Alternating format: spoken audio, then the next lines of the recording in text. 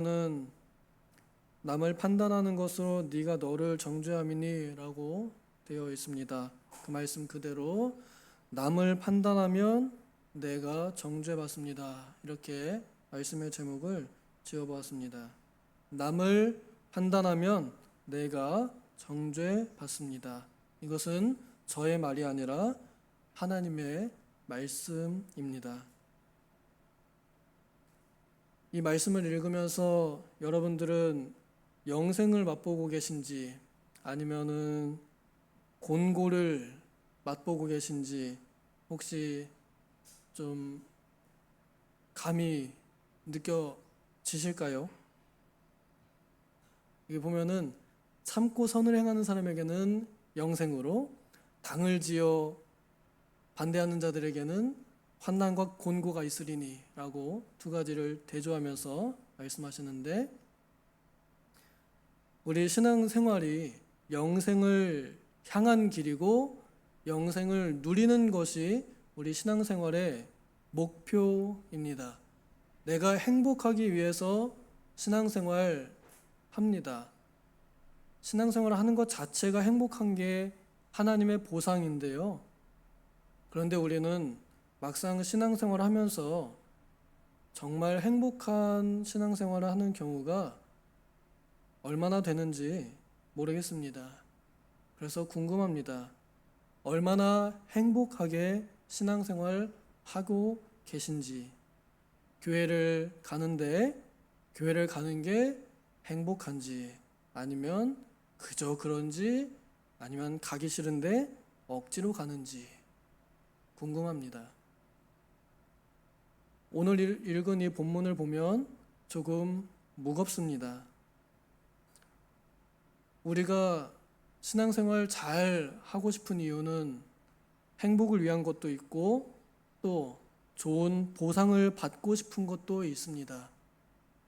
힘든 것이 있으면 참는 경우가 그 이후에 좀 더 좋은 것으로 보상받을 것을 알고 또 믿기 때문에, 그래서 우리는 좀 힘들더라도 현재를 참아냅니다. 이것이 믿음의 힘입니다. 믿음으로 현재의 힘든 것을 참아내면서 좋은 보상을 얻으려고 조금 참습니다.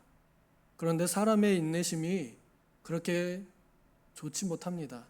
그래서 참기보다는 포기할 때가 많습니다. 어쩌면 우리는 좋은 보상을 바라다가 포기하고 그저 그런 신앙생활을 하고 있는 건 아닐지 생각해 볼 필요가 있을 것 같습니다. 입당 예배를 함께 드리면서 우리 모두 다 행복했으리라 생각합니다. 그날만큼은 행복했을 것 같습니다. 여기 우리가 가득 채워야 할 미래의 모습을 먼저 봤잖아요.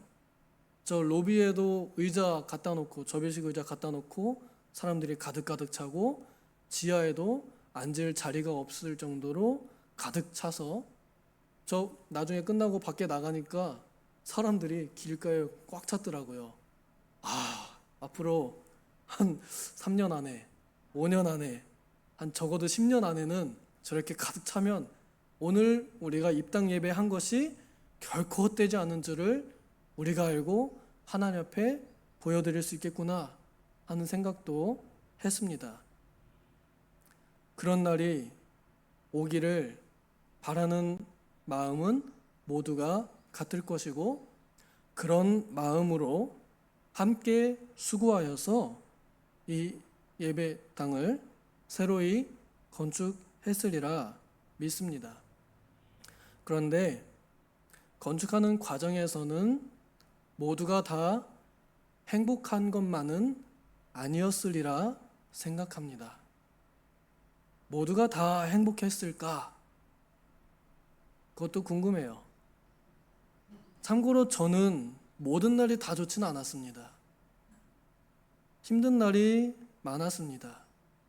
근데 가장 힘든 날이 언제였느냐? 비방받을 때, 그때 제일 힘들었습니다. 나는 나름대로 힘을 썼는데 너는 왜 그것밖에 못하느냐? 나는 그런 눈초리나 혹은 그런 말을 들을 때 힘들었습니다. 각자의 사정과 이유가 왜 없겠습니까? 그런데요, 제가 또한 다른 사람을 힘들게 한 경우도 있었음을 고백합니다.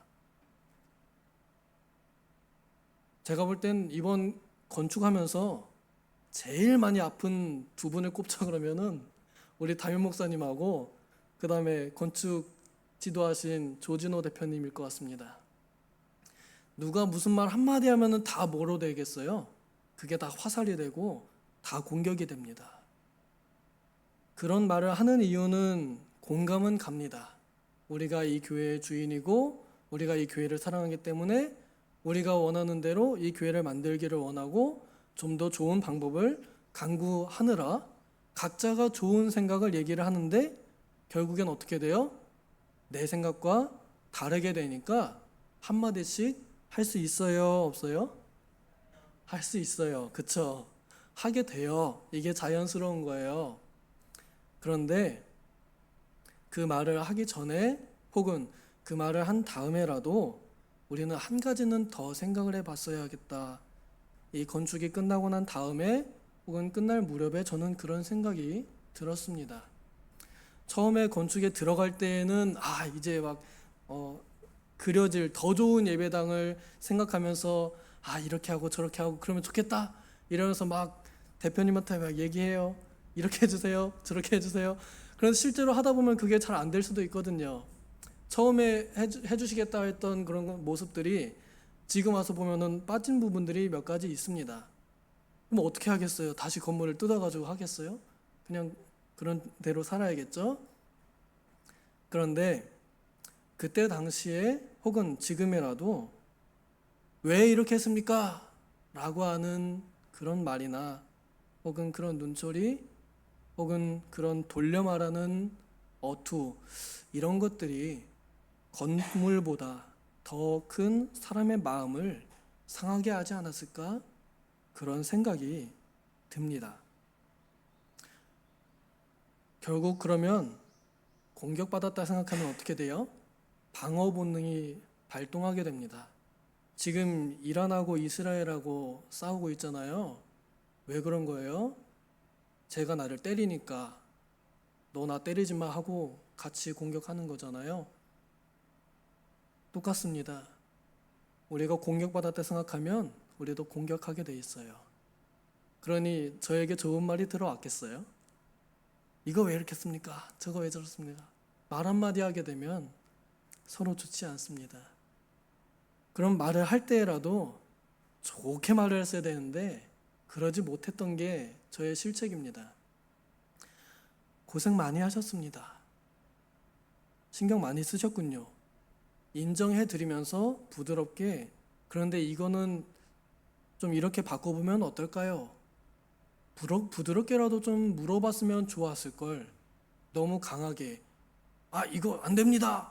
뭐 감히 내가 뭐라고 내가 직접 짓는 것도 아닌데 막 그런 말을 하게 되면 말하는 사람도 기분이 안 좋고 듣는 사람도 기분이 안 좋습니다. 그러면 결국엔 우리 사이에는 화평이 깨지게 됩니다. 하나님께서 정말로 세우시고자 하는 교회는 화목한 교회거든요. 화평을 추구하는 자들, 하나님의 아들이라 불리는 자들, 그들이 모인 곳이 교회이고 그렇게 불리는 것이 거룩성인데 그 몇 마디 말들로 인해서 거룩성이 깨지게 됩니다. 그래서 결국에는 서로 시험이 들게 되죠. 이것을 여기서는 남을 판단한다라는 것으로 표현하는 것입니다. 남을 판단한다는 것은 자기의 양심으로 다른 사람의 행동을 정죄한다라는 것입니다. 내가 생각하는 옳다라는 그 정의를 나에게 적용하는 게 아니라 그걸 다른 사람에게도 적용할 때 그 사람을 내 기준에 놓고 옳다 그르다 정하는 거, 그게 판단입니다. 그런데 이 판단은 성경 어디에도 그리고 세계 역사 어느 곳에서도 사람에게 하나님께서 그 판단의 권한을 맡긴 적이 없습니다.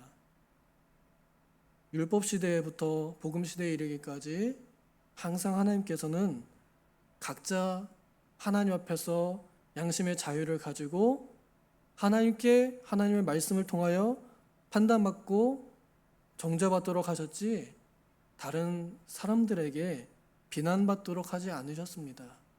오늘 우리가 부른 찬송 나의 의는 이것뿐 예수의 피밖에 없네.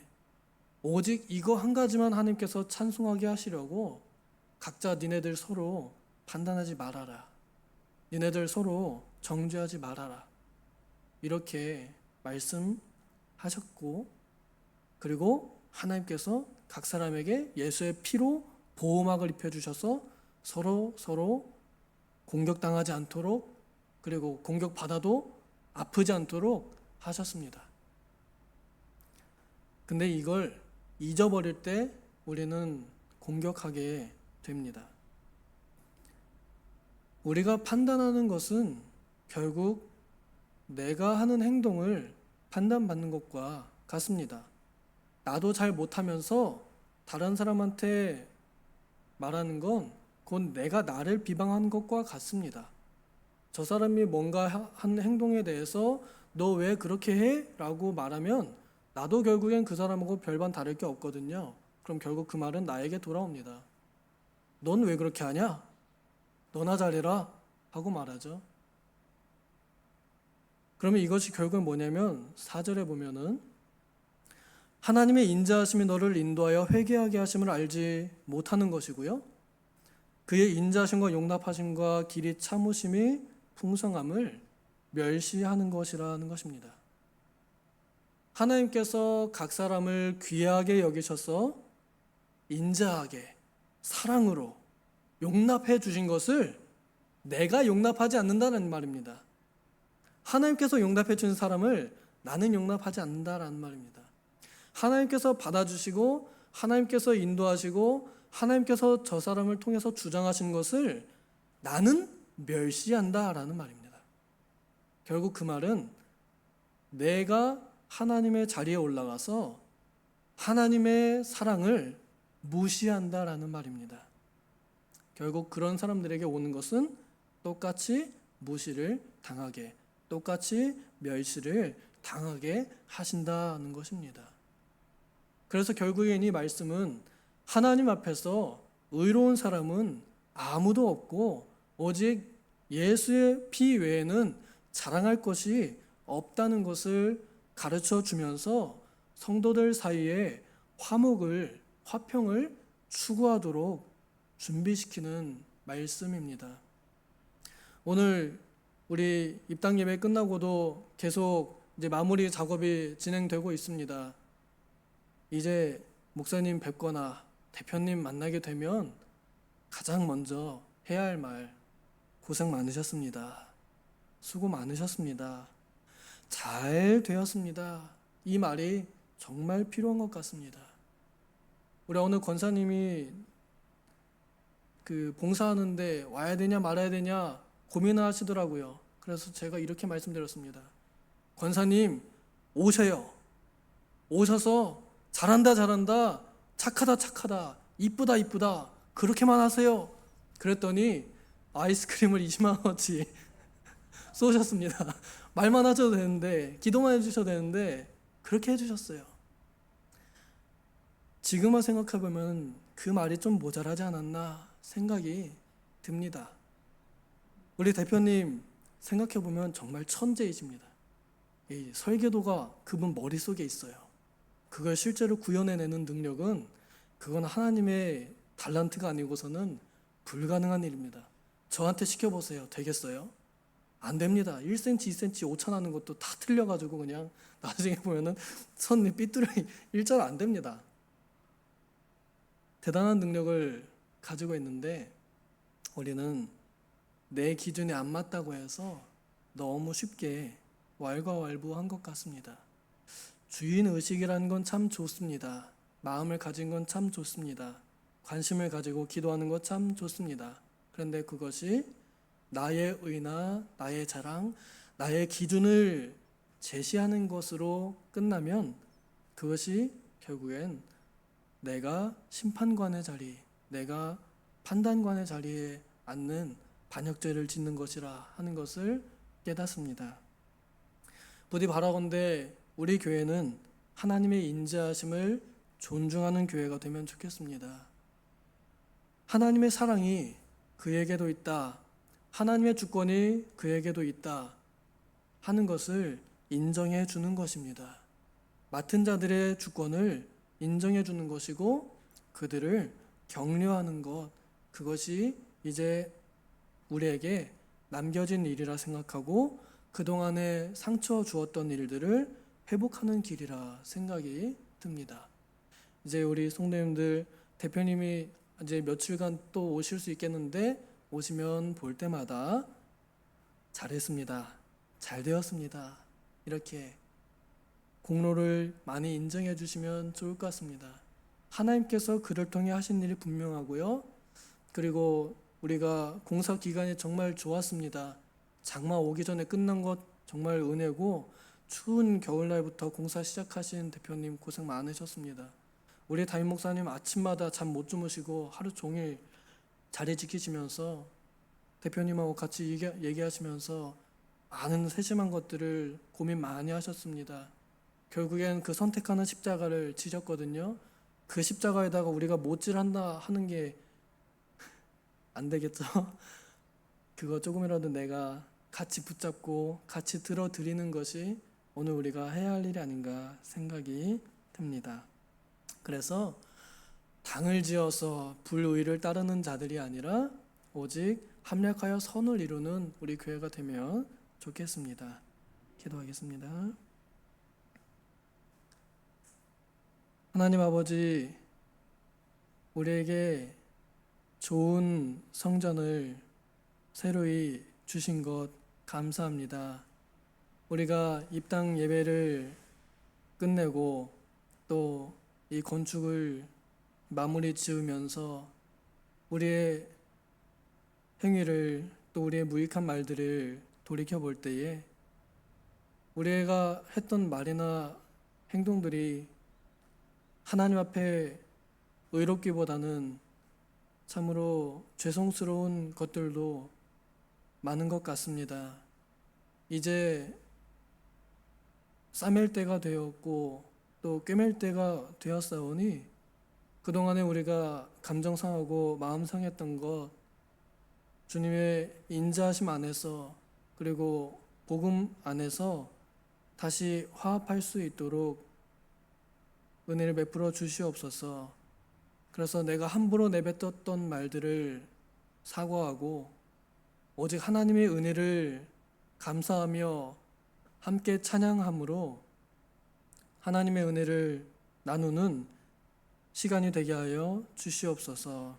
그리하여 남을 판단하지 않아서 나도 정죄당하지 않는 하나님의 인자하심을 인정하는 우리가 되게 하여 주시옵소서.